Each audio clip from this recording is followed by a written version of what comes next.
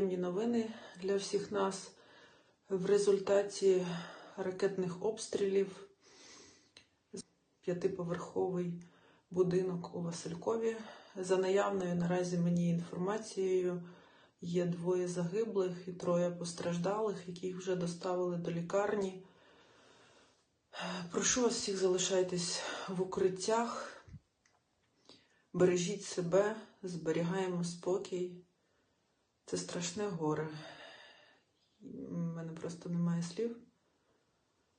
Також за інформацією сусідньої громади в селищі Калинівка, в результаті потрапляння ракети зруйновано 3 приватних будинки. Наразі інформація по жертвам там невідома. Ми обов'язково переможемо.